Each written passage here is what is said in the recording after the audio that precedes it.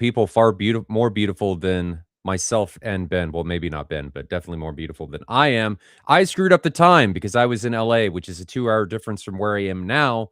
And my calendar always goes wacky whenever I'm scheduling stuff. So it's like throwing darts at a dartboard in the dark. And I never hit it. They're always out the window hitting other people and doing other bizarre stuff. But I was in California commissioning a theater, finished that up. Drew, he's in chat every once in a while. Hopefully he enjoys it. The messages I got says he's enjoying it so far, but we got some stuff to finish up with his remote. I But it mean, was a good time doing let's it. be honest, Ryan. It's a serious room, isn't it? It is. It is a serious room. So I've only seen photos third hand because you haven't shown me any. But no. our mutual friend Adam Pels was calibrating it, and he was waxing lyrical while he was there. He was joking a little bit. He was like, "I'm not even working right now. I'm just listening to music for my own pleasure. Yeah. This room rocks. This Yeah. room's so good. I'm just going to listen to some tunes." Yeah. So it came out very well. Yeah, you've clearly nailed it. We did okay. Drew did a lot of work on that one. So Drew's an enthusiast. I cannot take all the credit. He did a lot of work on that, and he nailed it. We'll give the credit to Drew. Amazing. Yeah. That's cool. So he did a superb job. Hopefully he continues to enjoy that. We got some finishing touches to do on the remote. Because it is complicated to control. There's a lot of stuff. I mean, any of these high-end rooms are a bit complicated, so we got to finish that stuff up. Yeah. But left there on Friday, came home, and didn't get home till about 1 a.m. my time. So yeah, that was my weekend. It's hot in the UK. Yeah, it's too hot for us mere Brits. And you guys don't have AC, so you have all the liberties to complain. That's perfect. Yeah, I mean, I would say I'm fortunate. The house I live in is all of the external walls are painted white, and it's amazing how much of a difference that does make. So home stays relatively cool. Where my office is down in the back corner of Foundry, we've got ventilation running here, but I haven't even got AC on in here at the moment, and it's cool. This room's fine, but if I leave this room, if I go upstairs, it's like, because I haven't got the AC on in the building at the moment, upstairs it's well over 100. Oh, so that's fine because I'm the only one working here today, and my office stays cool because it's really well insulated in the bottom corner. Upstairs, no, just don't want to go up there. No, that's disgusting. Yeah, no thanks. Yeah, with loads of humidity, so it's sticky. Let's say that. And to bring this back to an AV perspective, that changes potentially how your equipment performs. Technically, it changes how sound propagates because it changes with temperature. Yeah. Technically, I'm not saying you would notice, but you might notice wild swings. There's some interesting things. I think, let's put it this way. This room will behave differently. If I moved it to CDR Expo in Denver, what's Denver at? 5,000 feet, give or take? It's a mile high. Yeah, roughly. Right. So if we just took this room and dumped it straight in Denver, it would behave a bit differently. The air is different. Speed of sound will be slightly different. We talk about the speed of sound as being 343 meters a second, whatever you call that in feet, but that is at 20 degrees centigrade at sea level. Yeah. Those things change, right? As pressure changes, as temperature changes, that speed of sound changes. It's roughly 700 miles an hour. It's not exactly that, but it's around there. Yeah. So if you're using waveforming or Dirac art and you did that calibration, moved the entire room up a mountain, that calibration would not hold up. Yeah. We know this because I've seen it done. Tell me how you know this. We've done it. No, it was a Trinov room that was built by Officina Acustica. And they did the calibration in Italy. Maurizio's place is, an hour from Venice. So he's foothills of mountains, but it's not a long way above sea level where he is. Take that same exact system, it's all built, calibrated, break it down, pack it, ship it to Colorado, rebuild it.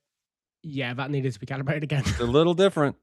Then you bring it back and take it to Barcelona, and the original calibration was fine. You're like, why was this so messed up? What did we do wrong? Oh. Yeah, we went up a mountain. It's in the way. Oh, yeah. Yeah. Which is kind of what we're talking about today a little bit, not, how location and temperature and speed of sound differs, but how different properties of a speaker, different properties of a room, different properties of a theater in general can affect how you're going to set up a space for multi-channel or multiple seating, not multi-channel, multiple seats versus single seat. Because there are some different directions that you really need to consider in order to make this work. And there's actually something that you wanted to bring up that people don't realize, specifically with documentation, right? Yeah. Do you wanna And start there? I think this is gonna be an interesting week because we are probably the only YouTubers on YouTube. That's where we are, right? We're the only YouTubers this week not talking about the new Kaleidoscape. So we just like to be contrarian, don't we? Well, do you wanna talk about that real quick to get that out of the way? We Are you should just excited mention about it, that? right? Because it's kind of a big deal, isn't it? It's really fun to see the arguments of people disagreeing that Kscape's no better than disk. The bit rate might be better, but it's not better than disk. Well, you know what? Yeah, Now it it is. is. It is now like demonstrably better than any physical media. Now to be clear, there were some titles on Kaleidoscape that were better than disc. Like, there Sure, was no higher question bit you're not rates. beholden to the limits of what physical media can hold, right? That was the claim, or that's Right, really what separated Kaleidoscape from physical media. The biggest selling point that I always made was it's about convenience, right? You're right, gonna watch more movies using Kaleidoscape because 'cause you're not having to deal with anything else. Now, though, with the 444 chroma, 8K that they're supposedly going to downconvert. I haven't seen it, so I can't really talk about it technically or demonstratively, but there is a difference, at least on right now 150 different titles. Now, right. the question that I'll have is, can you see the difference? Even though Sure. it's technically there, right? This is like going down and, there's a technical difference between the synad of this amplifier and this one. Well, can you hear it? It's technically better, but can you hear it? Yeah, And I think the and this same is thing where is I here. think people who get hung up on the resolution are missing it. So the 8K that some displays would take an 8K feed Mhm. natively, but right, realistically, no No. projection display is natively displaying 8K. Anything that could do it is using a wobble shift vibration Mhm. type thing. I'm not hung up on this 8K I'm resolution, not either. but 444 chroma has some real world practical It benefits, right? does. And that should be. I don't think it's going to be controversial to say that that's likely to be visibly better. I hope so, but I don't know. So I don't wanna say, "Hey, this is better," until I've objectively able Sure. to see it. It is technically better, and I think Peter brought this up last time he was on, that we do need to have a psychologist come on, because I Right. think there is a psychological component to that. In knowing that it is technically better, does that make it more immersive? Because it is the best. You have nothing to worry about with, is there something better? I can be fully immersed. I'm not chasing this thing, especially for enthusiasts. So Yeah. I think there is something there for that. But I can't say, hey, is this better? Because I have not seen it yet. Right. And I think the fun thing is that, over the last few years, Mhm. Kaleidoscape have lowered the cost of entry. Mhm. Let's be honest, servers are expensive. For storage, their servers are expensive. But the players are not crazy. The With players are still expensive, but in the grand scheme of things, with other things home theater related, they've gotten cheaper. I can't right, say they're not expensive. They have gotten cheaper. I'll sure, put it they're that way. they're expensive. They're not crazy. Like because each other generation then has come down in price. So a Strato V now has just dropped by $1,000. Yeah, it's 4,000 now. So if you're running that into a TV that supports Dolby Vision, Yeah. you've now got the V that was the flagship just came down $1,000 to four. These are becoming realistic for enthusiasts who want to know they've got the best. Mhm. And let's be honest. I said this to someone the other day. Physical media sales are down. Yes. Physical media sales still show a skew towards DVD, right? DVD outsells Blu-ray and 4K Blu-ray by miles.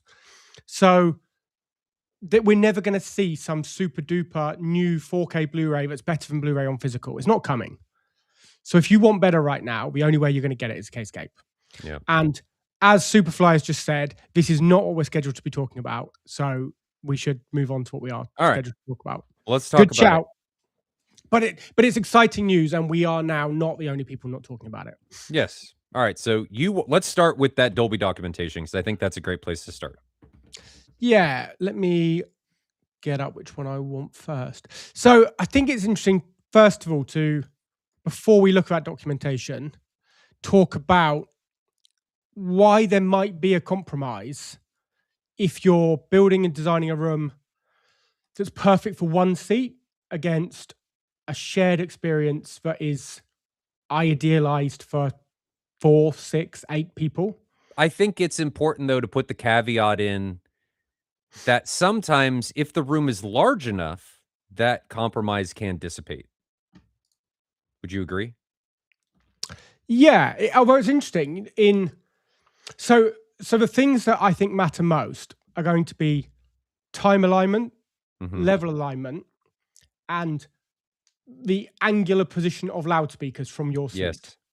So if you are making you can never time align more than one seat for every speaker. It's physically impossible, right? So you can have one perfect seat that's time aligned. Now, where that seat is doesn't compromise another seat, right? Because there's always only ever going to be one that's perfect.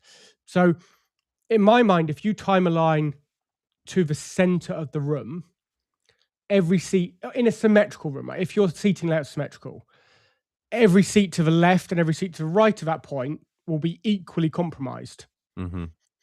Now, if I was the only person ever using that room, I might choose to have my time and level alignment off center. If I've got 4 seats across a row, and I always sit in the middle left or middle right, so I don't sit bang in the middle, I might choose to time and level align it to where I physically sit. Yeah. But what that will do, if I now do that off to the, like, let's say seat 2, if 1 is on the left, 4 is on the right, so seat 2, that does mean that I will have made seat 1 a little bit better, seat 4 a bit worse than if I aligned it in the middle when no one sat. Your skew is now asymmetrical. Right. So I think that's quite interesting from a level perspective, particularly because, right, how many enthusiasts watch films with a group of people, like with maybe just their partner on their own, right? I think that there's probably a decent split. And I would expect quite a few enthusiasts actually have rooms that they've optimized for one person. I think the majority of them have. Right. So what becomes interesting to me here, and we've seen this on projects before, where clients had a cinema and they're about to build a new one or upgrade it, and you speak to their partner, potentially like speak to their wife. It's often the man that's driving an AV purchase. I'm going to be slightly sexist or presumptive, but often that's the case. Often when we speak to their partner, it's kind of like, yeah, I don't really like to go in the room. It's too loud. I don't enjoy it. Well, if you've taken the best seat and you've now given them a seat that's less than optimal, there's a good chance that their concerns are real. Like I've seen in small rooms, someone takes the perfect middle seat of 3. You sit someone to the left and the right of that. They're now right by surround channels. Well, actually, it's a valid criticism that this system isn't enjoyable because you've put them in a seat that's not enjoyable. We can definitely deal with that. All right. I'm going to bring up. Well, I reckon I can do this. Oh, it's over there. Allow that. Okay. Pencil. This. Okay. So I'm going to bring up a paint. I'm going to bring up Photoshop just so people can see what we're talking about. I'm sure people understand what's going on, or a lot of people do, but I'm going to bring this up just so people understand. You mean you're not going to do this in Vectorworks, Ryan? No, too slow for this. So this is a box, right? This is your theater. I know the colors don't necessarily make sense, but then let's say you've got a couch, maybe. All right. We'll just do this with a pencil and do this super. Come on, Photoshop. Don't. There we go. So you've got a couch somewhere in here. I know it's gorgeous, right? Your main listening position, you're facing this direction. So let's say your time, this is what um, Ben was talking about. If I time align for this seat, right, I'm going to skew this way and this way equally, right? I'm going to be off equally going both directions. But if I take that, let's get rid of all this now. If I take that same thing, and now I'm sitting over here, and let's say I'm just using the center speaker as an example. Now I'm skewing to the left. So this seat may be equally off because it's still one to the left, but now this one that was closer to the center is now further away, and it is going to be more off than it was before. So, like we always say with this stuff, everything is a compromise. So, if you're making a change, you always have to weigh, what am I giving up to make this happen? And then you have to decide, do I care if I'm giving that stuff up? Because maybe you don't. If you're designing a space for one or two people, even though you have a huge couch, do you care? Do you care about the people in the mother-in-law seats? Do you care about the people in the back row? That's one of the largest decisions that you need to make is, do you care? Is it a big deal? If it is, maybe it's worthwhile to decide to do something a different way. If it's not, obviously design for this one optimal or two optimal seats, and that'll be the best experience. Always got to weigh the differences. I just wanted to bring that up to make sure that people understood what we were talking about. And I think that worked really well in Paint. I'm impressed. It's Photoshop, okay? I'm just kidding. Okay. I mean, I wasn't kidding, but it's not a big deal. So Mac doesn't have Paint. No, fair enough. So where this becomes interesting, I guess, is I've seen other YouTubers, I've seen people talking about this in forums and chats, showing an ideal way to lay the speakers out. And speaker positioning is going to be as much a part of this as the calibration at the end of it. So criticisms have been thrown around, I think fairly so. I don't think it's unfair, the criticisms that have been made. But criticisms have been made of the Dolby Atmos white paper showing speaker layouts. So let me share that screen. If I go window, share. So can you now see that? Did that share? No. There you go. So if I scroll up to the diagrams, everybody is familiar. A little bit. Just give me a Command plus or something just to make it bigger. Yeah, hold on. That made it smaller. Zoom in. Keep going. We good? One more. There you go. Okay. So everybody is familiar with these kind of drawings. Absolutely. This is like the Bible for a lot of people that are starting out. Right. And the problem is, I think people look up the layout they're going to use, and they end up with these short 2 or 3 page documents from Dolby that just show this bit.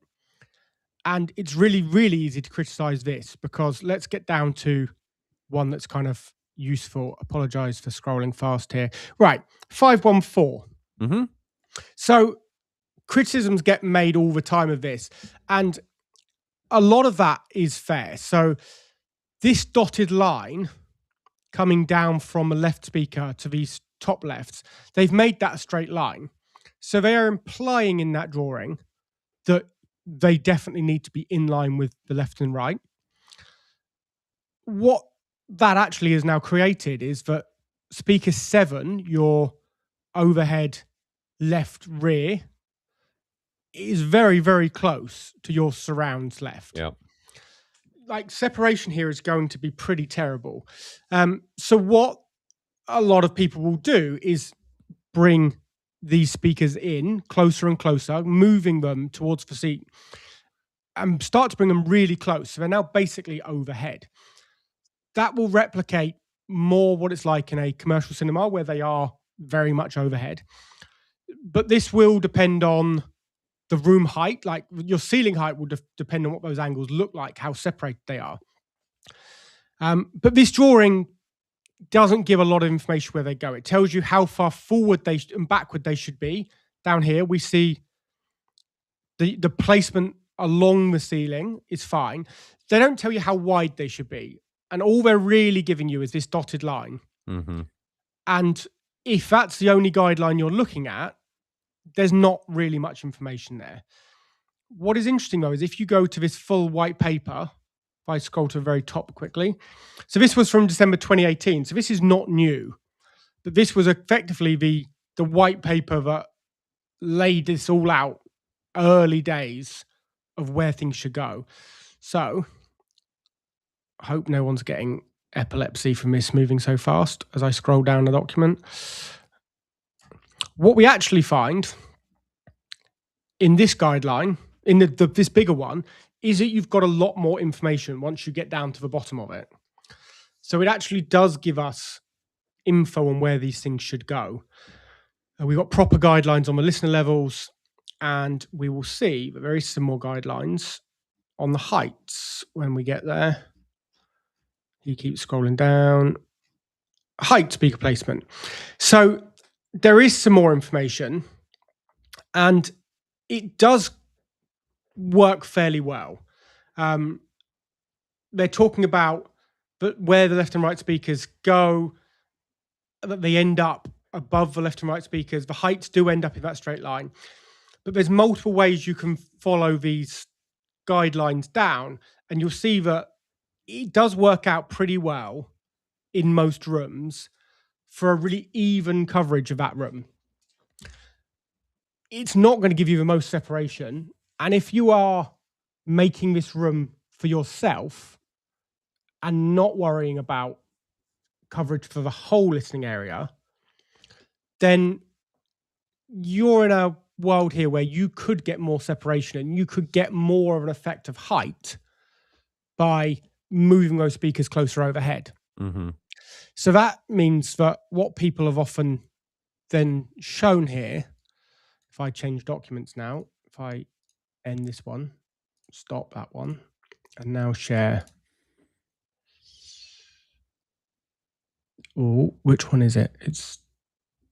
It might make sense for Dolby to take that stance because they have historically been a commercial entity, and for them to say, "Oh, we want it to be even and shared and across an entire space," that makes sense for what they're trying to deliver.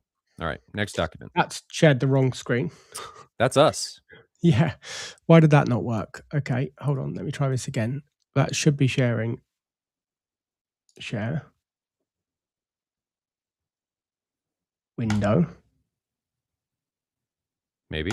That one. Got it. So I missed it because it was still called Home Entertainment. So this document is the guidelines for designing the studios. So I hear quite a lot of people, this gets repeated quite a lot, is that we should be designing our rooms like the studio is designed. Let me lose this bookmark and then I can zoom in on this so we can see it better. So I don't have an issue with designing your room like a studio, except for the fact that I don't live in a studio. So I don't, this isn't the way I would personally do this. This is really heavily focused when we get down to the start of these drawings on one person. Mm-hmm. Like this shows the guidelines actually differ. They differ in terms of heights that surrounds are placed. But this is very much one person in a studio. Like you'll see in this drawing how much separation you've got from your tops, from your surrounds, because they've been placed fully overhead. And that's fine for one seat. Where that falls down is if you are trying to do this for a sofa. So when we wrote RP22, I say we, I was one of 26 authors, I think. So, you know, it's a big group effort that included both senior staff from Dolby and DTS, right? So Glenn Stone and Craig Eggers, who were both. Glenn was at Xperi, part of DTS, and Craig was the project manager. I forget his exact job title, but he was senior project manager for the rollout of Dolby Atmos, right? So absolutely knows what was intended. The problem we get into that RP22 tried to fix is this concept now that this left speaker is quite narrow. Mm-hmm. It's fine on this small screen, right? This is a mastering screen. That's fine. It's still to the left of that screen. We want stuff that's on the left of a screen to always sound to our left.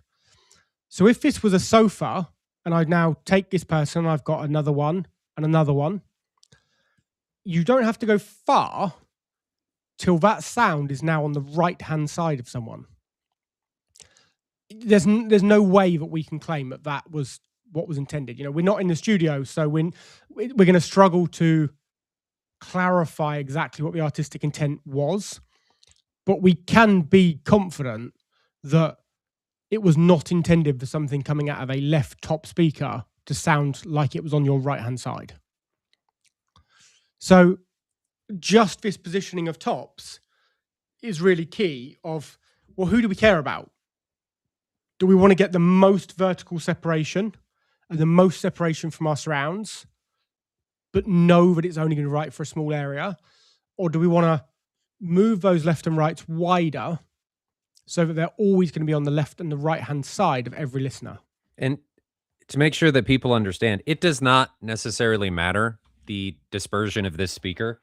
Even if it's wider, the emanating point, your brain will be able to figure out if it's to the right of you, especially if it's a non-imaging speaker and an object is anchored just to that and it's emanating from there. Your brain will be able to figure out if you're really paying attention. Oh, it came from that speaker. So that's what Ben is really trying to get at. It's always a give and take, right? Again, the question comes down, how many people do I care about? How many seats do I care about? If it's one, you can optimize for that. If it's two, you can optimize for that, but you are giving up something. You're Right. always giving up something. There is always, always, always a trade. Nothing is for free. So sometimes that give up, I say all the time, just to make sure people understand, is money. But in this case, I don't think spending more is going to solve that problem. No, it's an interesting one, isn't it? That there are things that you can do to spend money that will fix it. Yes. But not a It's not small one. amount of money, right? No. So if you want to make an optimum listening area for more people, you're going to want a bigger room Yes. and likely a higher ceiling. Yes. So if you want to maximize this vertical separation from your surround layer to your overhead layer, well, more ceiling height is going to help that. Yep. Now you don't need to bring those speakers directly overhead to get this separation because you've physically got it with ceiling height. Well, changing the ceiling height in your home, that's a bring money exercise. Yes, if even possible. Yeah. That's a definite bring money exercise. And we've done this in different ways. I've got projects where it's a ground floor traditional room and you can almost make an old, if you imagine an old, when were they popular? 70s, 80s, like a conversation pit, right? We can almost just dig the seats down instead of having a riser for a second row, leave the second row at ground level and dig the front row down. Yeah. Well, that's considerably cheaper than raising the ceiling height to dig some of the seating area down. Depends on Still substantial, but Right. it is more obtainable. Absolutely. Here at Foundry, we put in a 3.55 meter ceiling height. I forget what that is in freedom. What is 3.5 12 meters feet? in feet? It is. Oh God, my machine. I'm set to some silly AI as my homepage, so now it's having to calculate it, not just tell me. That's gone really badly. Yeah, it's plenty. It's 11 and a half feet. Right. That's not going to be the height for many people's normal living rooms. No, right? absolutely not. unless you've got a barn, great. If you live in the country and you've got a barn conversion, wonderful, right? You're going to have this huge space. But without it, you've got this balancing act of ceiling height to width to location accuracy of for different people in that space. And I think that's I don't think it gets enough thought process, because a lot of the time when we see other people on Mhm. YouTube and other people giving advice, it's Uh-oh. I don't know which one of us. I lost Ben. I don't know if it's just me. Is it me? Is it Ben? I'm assuming it's Ben. But anyway, waiting for Ben to come back. I think what he was getting at, it's definitely something that's not thought about enough. Let me remove him. It's definitely something that's not thought about enough. And unfortunately for people just providing that documentation, it's very one-sided. So it's something that needs to be considered from a wider lens, and compromises, or what compromises you're going to make, need to be decided upon. And it's not just speakers. I mean, this same thing goes down to um, screen choice, projectors, subs, seating in general. There's compromises in this regard for everything. So talk quickly about projection. We talked a little bit about speakers. Let's talk about projection, and this gets worse with bigger screens. So I'm going to pick on a well, I'm not going to pick on any brand in particular, but high gain screens. Okay. So high gain screens are effectively redirecting light. So what that can create is an effect called hot spotting. So on smaller screens, it's not really an issue because your viewing angle is considerably smaller. But when I get bigger and my viewing angle increases, if I'm sitting even in the middle, which ideally is the best location, you can start to see a deviation in light across the screen. Now, imagine I'm sitting skewed to one side. Well, now more of that screen is going to be skewed or hot spotted in some regard. So, all of these things need to be considered, what not just speakers and the Dolby setup and all of that. All of these things, including video, need to be considered when deciding, how am I going to define this for single seat, multi seat? If I make the screen bigger to handle more people, well, my reflected light's going to go down. I can augment that by increasing my gain of the screen, but then your problem is hot spotting, right? Consistency across the screen. Some screens are better than others. Some can be very egregious. They can be very, very bad, but some can do okay. Like a Studio Tech 130 does a fairly good job, a very good job. But even it, you're going to run into those limitations of the screen material as you screen size gets bigger, as the viewing angles get larger. The ability for you to be able to pick up on those hotspots and screen inconsistencies across the material is going to increase. Subs. So subs are, I would probably say, even more of a conversation than the speakers themselves. And this is why technologies like waveforming are so important. Waveforming and its ability to remove modes in a great part of the room is fantastic for increasing and improving seat to seat consistency. But let's start at the basics here. Um, if I'm let's just look at, and Ben's the master with this stuff. Maybe he lost internet entirely. Not sure because he's not back yet. But let's look at this real quick. So, oh, he lost power, is what he says. That's unfortunate. But we'll carry on. So let's say you've got this room. I'm gonna try and draw with my skills here. We're gonna draw a room. Okay, so this is our room. And let's say we're sitting here. And let's say you have one sub. here. Well, this sub, right? I can do a decent job of removing modes and everything for this seat, right? It's equidistant, nothing's changing. It's one location. I'm not having to change anything else. One location. So I can boost, I can cut to a point within the sub's capabilities for that one seat. But now, imagine I'm sitting over here, and that seat, I've got 2 seats now. So my distances are totally different. Just as we'll just use lines. So I've got 2 lines there, 3 lines there, right? So you've got a totally different distance in feet, milliseconds, inches, whatever you want to call it.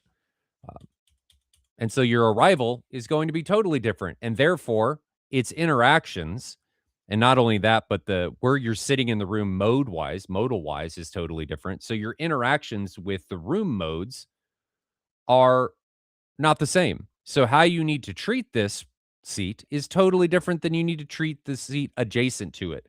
And this is why adding another sub is beneficial.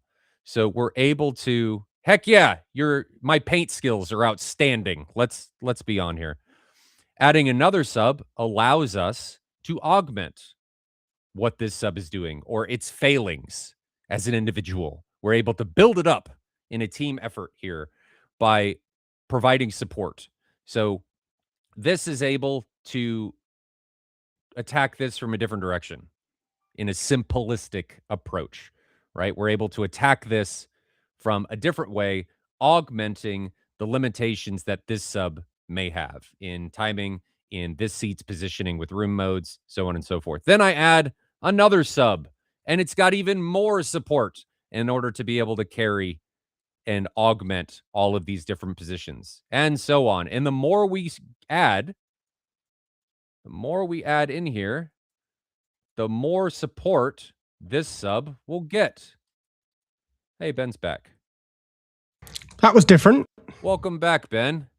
Sorry about that. It's like I'm drawing plays for football.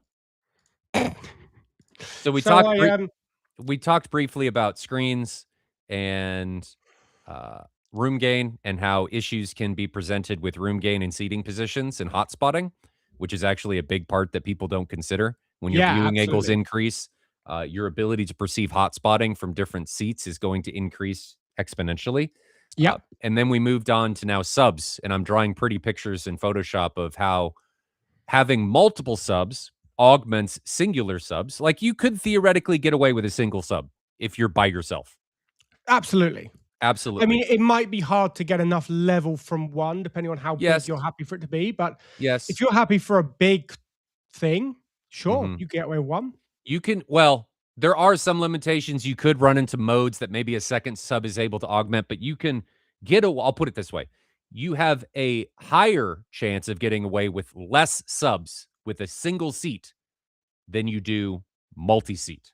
Absolutely. Right? Because when you're dealing with multi-seat, your positioning, where the modes exist in the room changes, the time, the distance changes, and that can drastically affect how those lower frequencies behave at those different locations. So now I'm building the team effort, if you will, to carry the one individual in order to provide a better experience as a whole. And this is why we say you can't have too many subs, right? The best number of subs is infinite. The more you add, as long as they're not in a horrific location or you're not treating them or not calibrating them, typically the better the overall experience is going to be. I think the official phrase, the official number for subs is n+1, where n is the number you currently have. So the correct number is the number you have +1, and that just continues forever. Yeah, I would agree with that. Do you have anything that you wanted to add with the speakers before we lost you? Everybody was really just enjoying my paint skills. That's really what it was about. I've lost even where I was. I've managed we were talking about I will say this, I and got a text overheads. message. I got a text message from our power company saying, "We're sorry, it was an unexpected power cut. We couldn't warn you in advance." Well, thanks. Wow, that was super fast. My power companies don't even give apologies. Yeah, we did get I got an apology at 14:32. I don't know what time I went offline, but yeah. Ours is just a suffer in silence kind of thing. We're not going to tell you anything. We're going to post something online that you can't get to because you don't have any power. Yeah. So deal with it. Well, I had to walk out in the street because I text you immediately to say, power cut, I'm offline. Like, I'll be back when I can. But then it was trying to connect to a Wi-Fi router that was offline. So Yeah. I had to walk out in the street to get some phone signal. It was All fun. right. So we were talking about speaker locations, multi-seat, the difference between the residential and studio documentation. And I think we had covered it, right? Do we want to talk about dispersion at all? Yeah, I think that's interesting. So to me, that combines with the number of surround speakers. So I would say having more speakers, like where you were covering hotspotting, were you covering that Mhm. as adding more of them now you've got one potentially close to you? I was talking about screens, not speakers. Ah, okay, right. But let's So go back to the audio side and let's talk yeah, about that. so you can definitely get a point where as you increase your listening area, Mhm. somebody ends up sitting really close to a speaker. And we've covered this quite a few times when I've taught the RP22 workshop and how adding more surround speakers impacts this. So if you add more surround speakers, you go from 5 to 7 to 9 to 11. By adding more speakers now, there's quite a high chance that one of those speakers will end up near a seat. Mhm. But the interesting trade off is there'll be less time that that speaker is active. Yes. So if an object pans down the side of a room, in a 5.1 system, once it's come off the screen wall, it can only be in your surround. Like that's just where it's going to be. And if you're sat next to it, the whole of that pan, as soon as it's left the screen wall, is to your side for the whole duration. If you've got a front wide, a surround back, as that object pans, it's only in the speaker that's really loud to your side after it's left the front wide and before it goes to the surround back. So for a much shorter duration, that pan is now right in your ear. Well, So, not only that, but the dispersion can drastically affect this because how much directed energy is sent directly into your face right. depends a large part on how the sound is being emitted from said speaker. If it's a wider dispersion speaker, your ability, not ability, but how negative that impacts you is probably going to be lower because it's not a laser coming out of it and just smashing you in the side of the head. So, dispersion capabilities of the speaker can and do drastically impact hotspotting for speakers. But you bring up an interesting point on how fast or how long that speaker becomes a problem for somebody that's sitting close to it. If you have more speakers and an object is moving through more speakers, it's going to be less noticeable. It's like any object, Right. any really loud object, like a jet going down a runway, right? If the jet is going really fast, it may be really loud, but it's only there for a moment. If it's taxiing, it's going to be really loud and it is there for a very long time. So your ability to notice it, localize it, and for it to become a problem because it is super loud increases. Did I say that? I give you Yep. we go? Okay.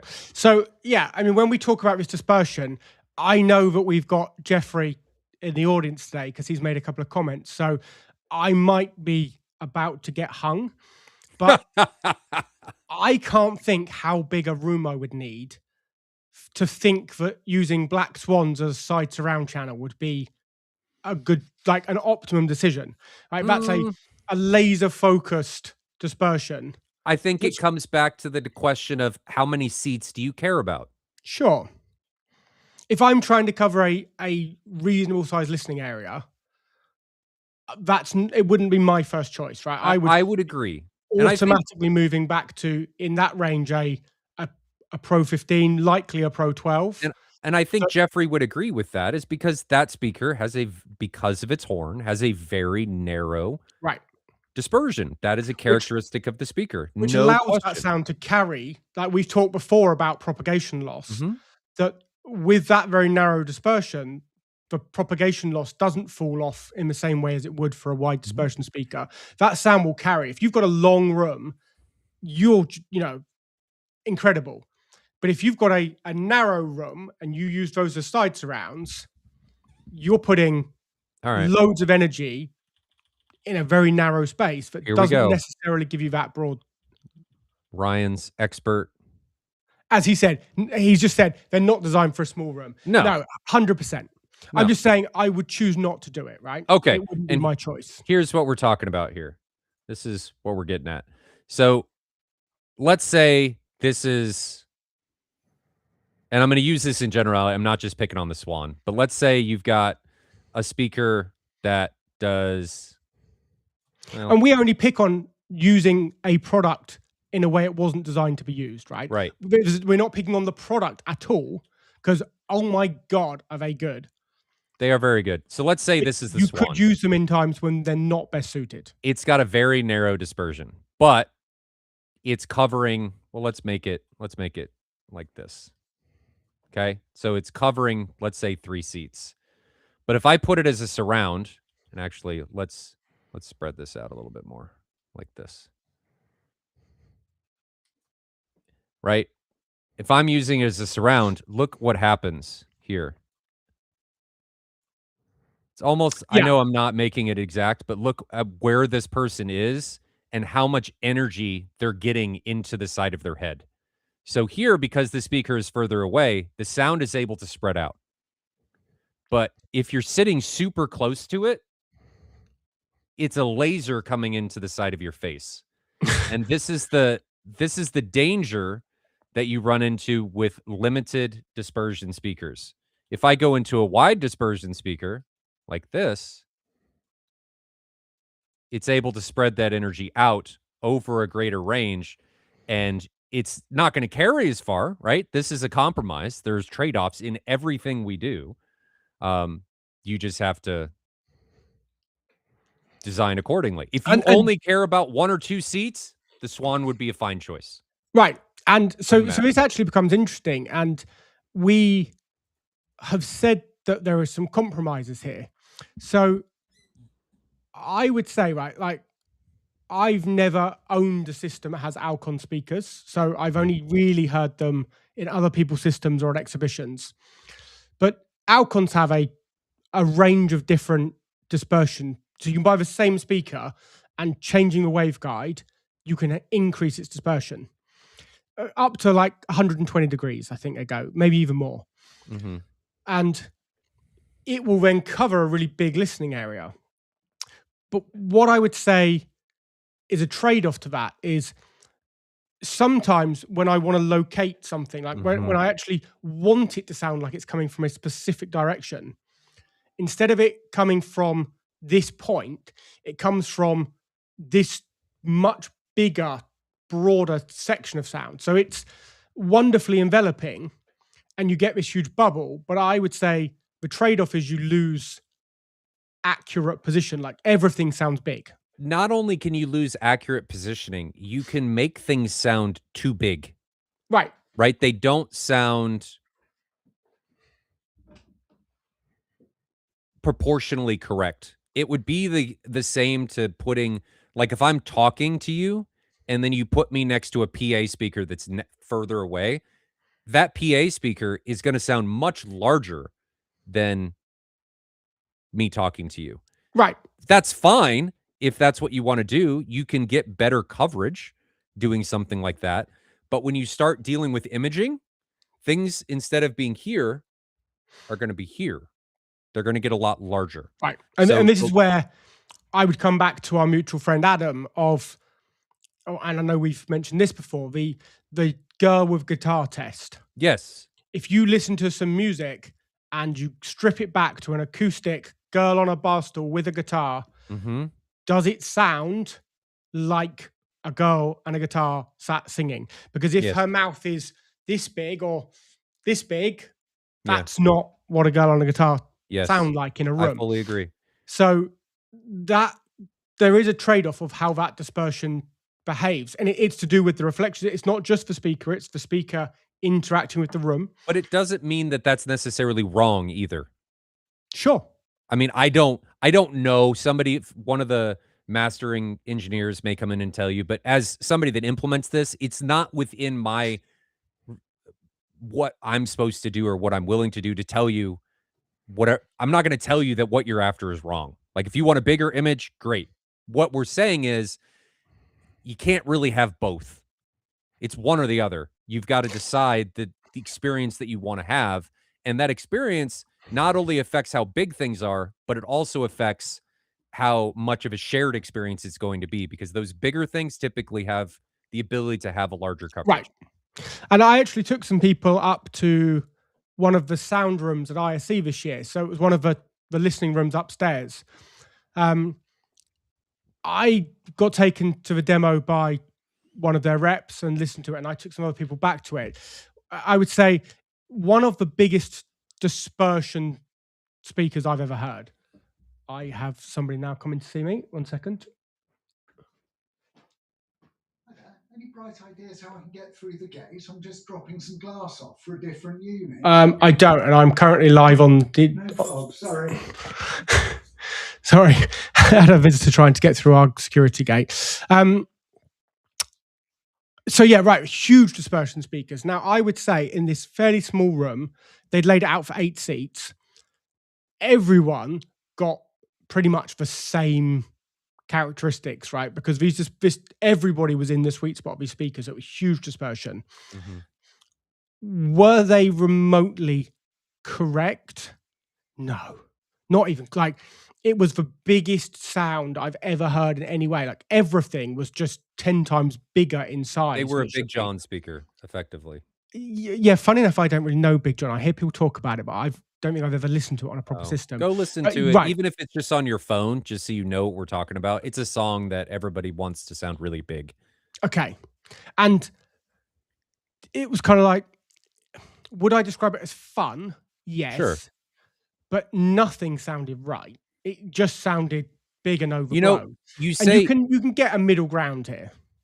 You say nothing sounded right. And before I move on to my next statement, I want to talk about what Jeffrey says with only high frequency. He is absolutely right that the properties and dispersion and how we relate to that sound is going to differ as frequency changes, as we move from higher frequency to lower frequency, how sound behaves in relation to the driver size, in relation to the room and energy, all of that changes. So it's important to not take this as de facto, this is how sound behaves. Sound is going to behave.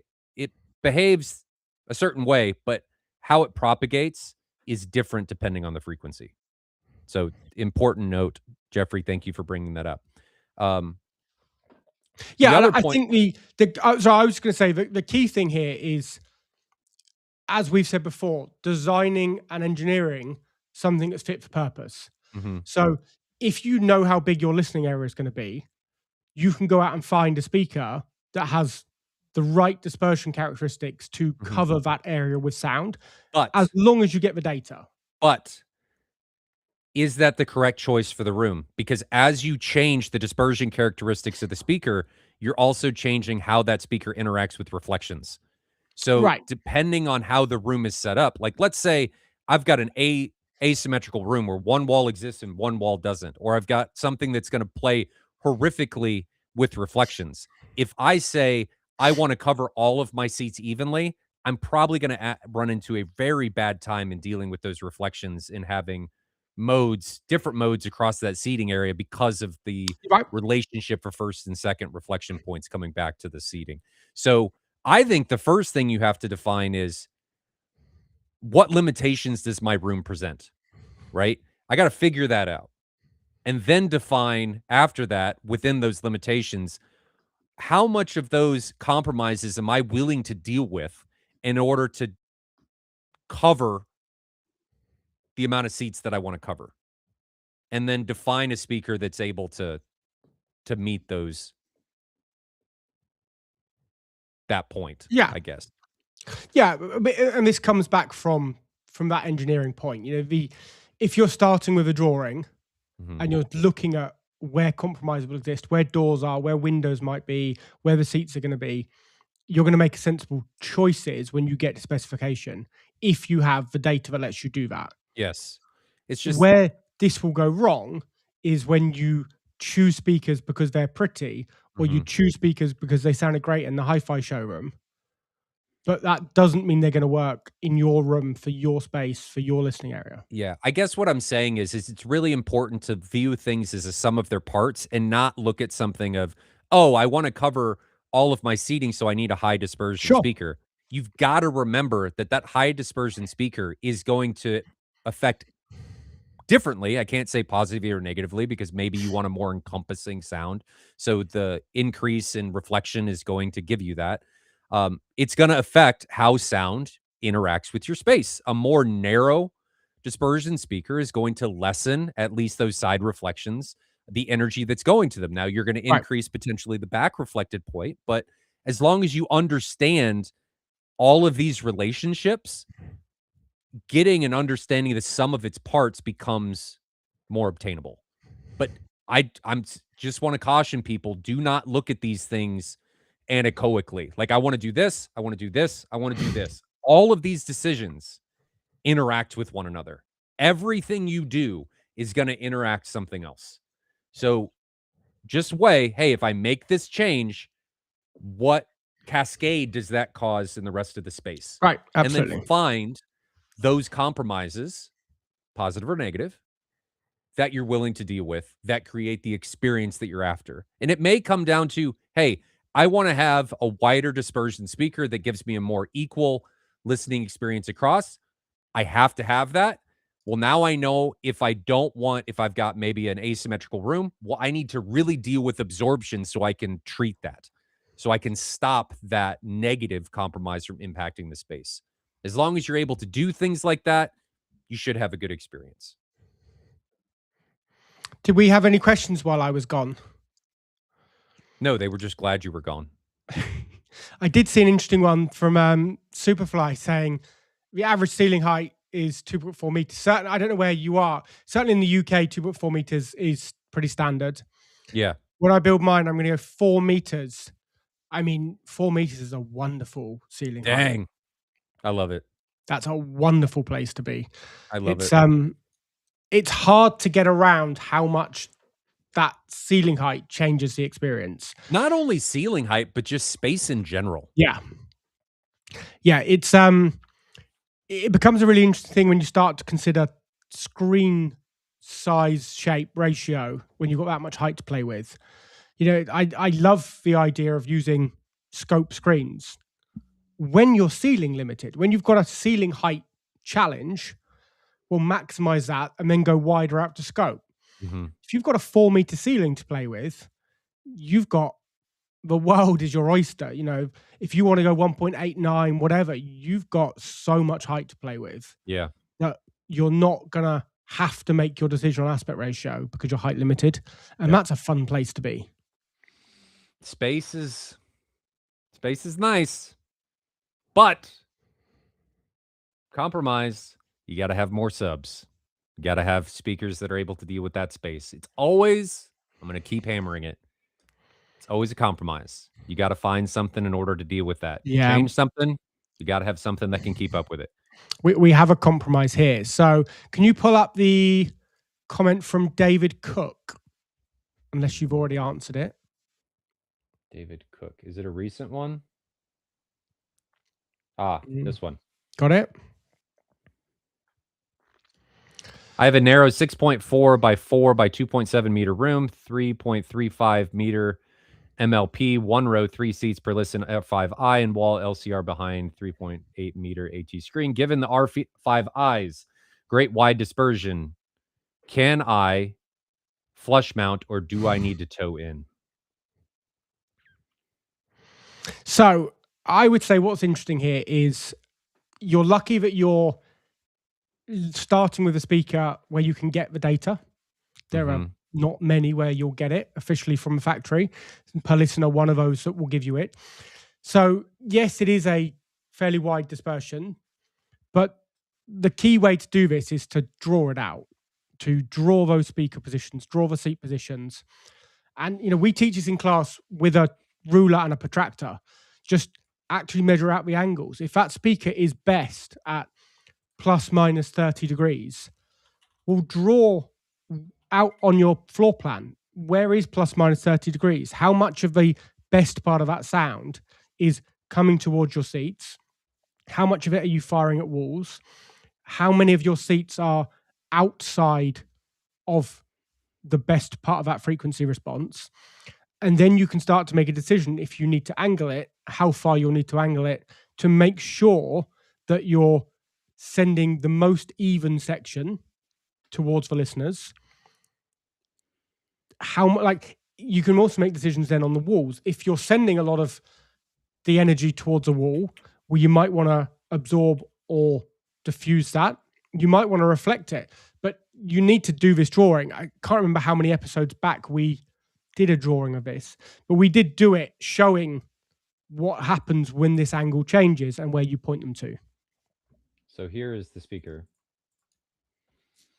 And this, I don't have full spinorama data. This is all I got. But this will give you some indication on behavior of the speaker at different angles. Now, this isn't actually angular. This is just listening window, power response, ER, directivity index. So the ideal one is there is a spinorama data set that shows the sound power at X frequency angle from the speaker. This is not it. But you can look at the horizontal dispersion, which I can't make any bigger, in order to get a idea of that same data in a different representation. So you want to look at this. Go ahead, Ben. I was going to say, I'm a big fan of using that heat map. I think the heat map's really easy to understand. I would say I wish it was bigger. We need to have a word with Eric about the fact that that's quite difficult to see on the spec sheet. Yeah. It's easy enough for you or I to call Eric and get given a copy of that. I'm not sure how easy it is for consumers to, or I presume they probably would get it if they phone up. Okay, you can zoom in enough to see it. Yeah, you can. And I said plus minus 30 on that speaker. It's actually, that's pretty fair. You know, even up all the way up to 20K, that speaker is behaving pretty similar. Yeah. Plus minus 30 degrees. I'm assuming this is, what do you think's happening there? It's like 12K. Yeah, I'm not exactly sure. Is there a cross? I forget where the crossover is on. That's pretty high for a crossover.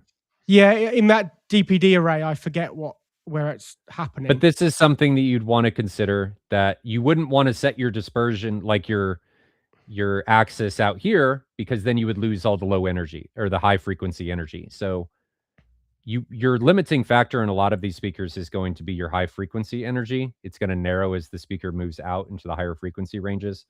So I can't hear much over about 16K anyway, so I'm fine on that last bit. Yeah, but you're going to be, I mean, this is 12K. It's logarithmic, so it's more than halfway up. You're going to be somewhere in here. So I'd actually probably say this is 20. So 40 degrees total. Where I'd want to be ideally. I don't know where this is. I need to see more data because that's kind of weird. That narrows quite a bit. You lose a lot of energy in there. I don't know what happened there. Scroll up a touch. Does it show up in the on axis? Yeah. Oh, it's right here. It's that dip in the on axis. So it's actually not a change in dispersion. It's actually just a dip in the on axis level. Yeah. So that bit can be fixed by EQ.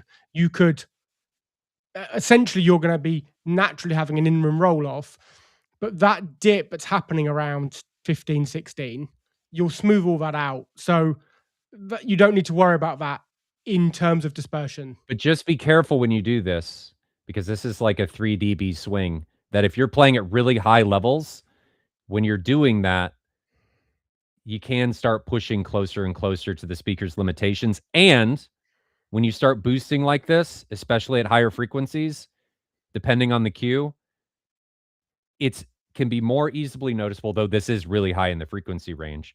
And it's probably not going to be consistent across seating.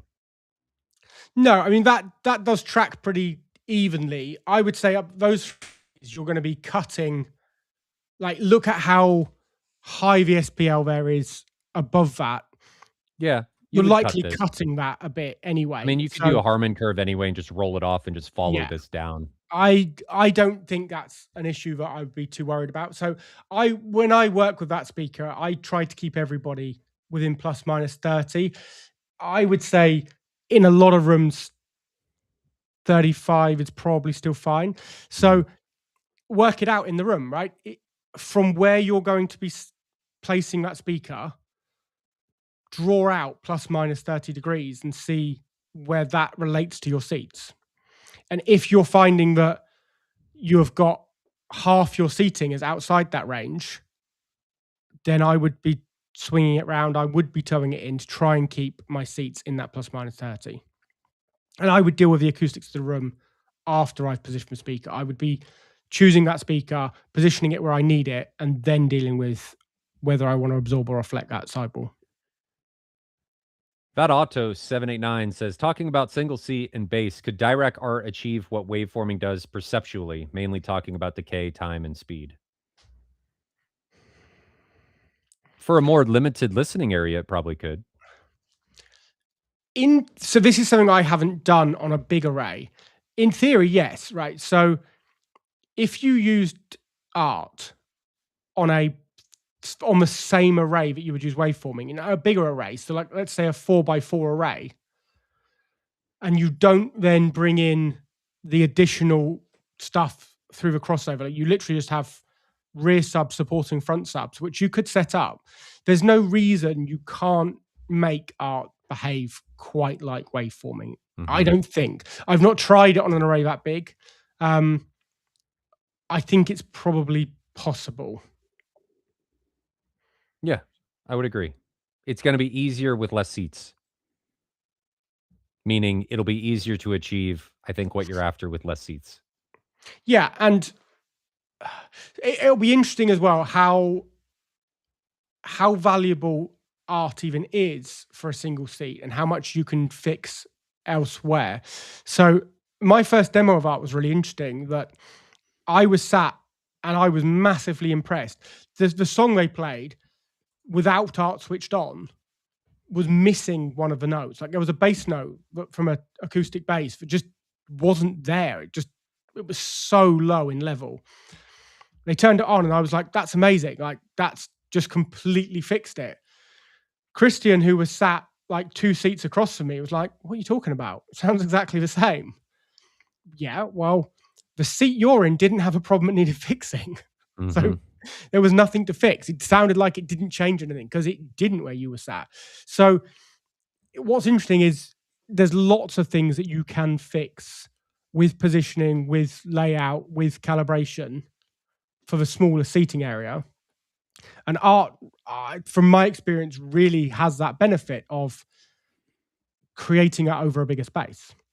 So you might not see as bigger gains from it in a single seat as you do in a bigger area if you've already optimized everything else to that single seat already.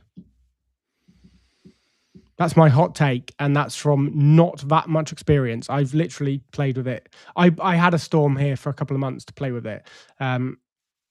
We haven't sold a Storm in I don't know how long. So yeah, I've calibrated few. Not a huge number to play with. Fair. Anything else you want to add? No, but I will. As waveforming's been mentioned, I will say, if you're trying to do bass for a big area, waveforming's a lot of fun. It is. Just is. It is. It does some really cool things. Art does some really cool things. They both do some really cool things. Doing active room acoustics is... There's some things coming, hopefully, that will change it even further. Yeah, and when those things arrive, maybe we'll have a guest on to talk about them. Yeah, that would be nice. Hopefully sooner than later. Yeah, let's not take forever on that. I want to play with them. They've been teased for ages. I just want to play with them. We've just had a question coming from John. I'm curious, do your spouses love the tactile effects of chest slam in your home theatre rooms? This is a really awkward one for me. My wife doesn't like movies. So I watch films at the office with my kids quite a lot. My wife rarely joins us. She does come. She'll watch things, but she definitely doesn't like action films. Like she'll like a thriller. And that's why actually I am quite focused on lowering the noise floor. My wife likes tense, dramatic, like not big loud explosions. So Mhm. does my spouse like that? No, not No, a mine chance. doesn't either. Not gonna happen. Doesn't like as loud of noises as I do. It's like cars. My wife looks at me with some of the cars like, "Why? Why are you trying to do that for other people?" And I have to look at her and go, "This isn't for other people. This is for me. You think I care what other people think? This is all about what I wanna do." So, I think that's a big part of it is loud noises in general. I think men prefer loud and big, boisterous than women do, especially depending on their personalities. I know I am one of them. Uh, I don't know why that is. There's Well, gotta be a reason for so that. I'll forget. I don't know the biological reason, but that's not just opinion, right? So although we No. will have seen that anecdotally, like so many times, anecdotally, you'll see clients where a wife doesn't like to listen as loud as the husband, or you do a demo and the wife, would choose to listen lower than the husband. Anecdotally, we see it all the time. But when we were writing the white paper for CEDIA on reference level and if that's for correct playback in a private room, I found, numerous academic studies showing the difference in perceived loudness between men and women. And I'm going to struggle slightly to know the exact number, but it's about 3 or 4 dB that if you play the same things, women perceive it to be about 3 dB louder than men. So effectively, you need to double the output for a man to think it's the same loudness, like like the point where it would become uncomfortable.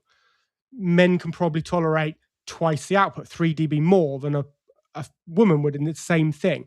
So gender is a component of that. There's loads of other ones that are mixed in there as well, like age, like there are cultural things.